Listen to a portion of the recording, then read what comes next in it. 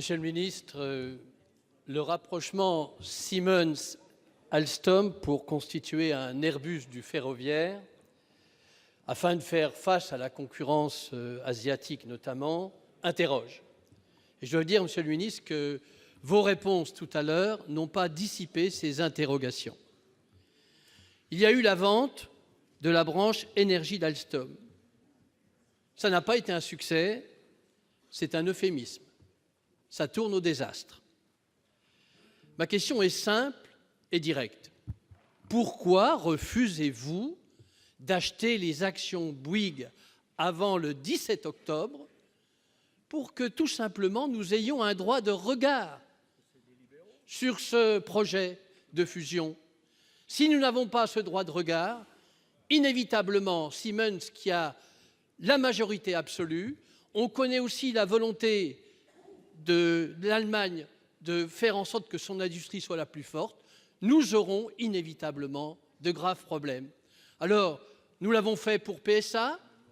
À l'époque, Pierre Moscovici avait proposé une entrée dans le capital de PSA. Les résultats sont là. Eh bien, arrêtons de brader les joyaux industriels et faisons en sorte que nous prenions ces actions et que nous ayons un droit de regard sur cette fusion. Pour vous répondre, la parole est à monsieur Christophe Castaner.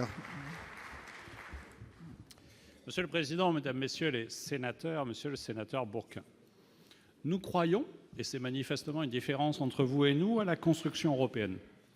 Nous croyons à la réussite française dans la construction européenne. Le nationalisme économique ne fait en aucun cas une mesure. Et Monsieur Bourquin, vous citiez un exemple assez pertinent, celui de Peugeot. Que pensez-vous de Peugeot qui vient d'acquérir une grande société en Allemagne qui s'appelle Opel? Pensez-vous que les Allemands ont considéré qu'il y avait une menace pour leur économie ou plutôt un enjeu de coproduction industrielle pour faire un leader mondial de l'automobile? Voilà ce dont on parle. Et aujourd'hui, si j'entends votre préconisation ainsi que celle qui a été portée tout à l'heure, nous bloquerions immédiatement le rapprochement entre Siemens et Alstom, parce que la condition de l'engagement et de ce rapprochement pour faire un grand leader européen sur la question ferroviaire, c'est justement que la France ne lève pas l'option. Alors oui, nous pourrions avoir une approche spéculative.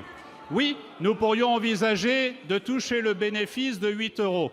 Mais je ne vais pas vous faire de remarques ou de leçons d'économie. Mais toute la difficulté, c'est que si nous levions cette option, de toute façon, le cours même, au moment où nous revendrions nos actions, serait largement inférieur. Donc ce dont il s'agit aujourd'hui, c'est d'accepter que nous sommes dans une économie mondialisée.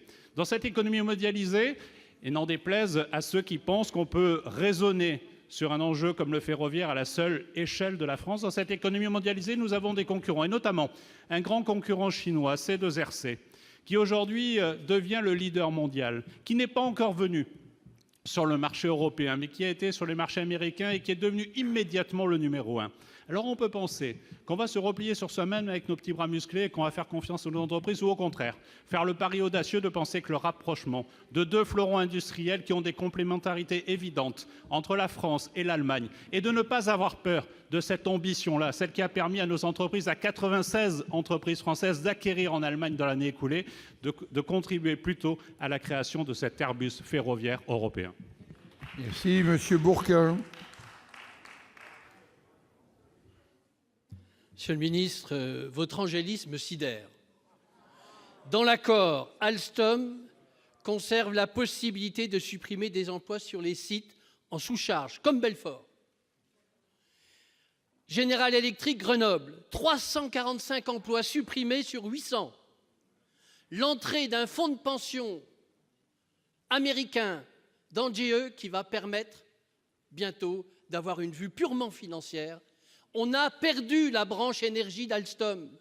Est-ce que demain, on va perdre la branche ferroviaire d'Alstom? Ce que je vous propose, c'est la création d'un EADS français-allemand avec les deux États qui prendront les garanties pour que l'ensemble des sites soient préservés et que les emplois soient préservés. Mais prenez vos responsabilités. Arrêtez de voter en touche.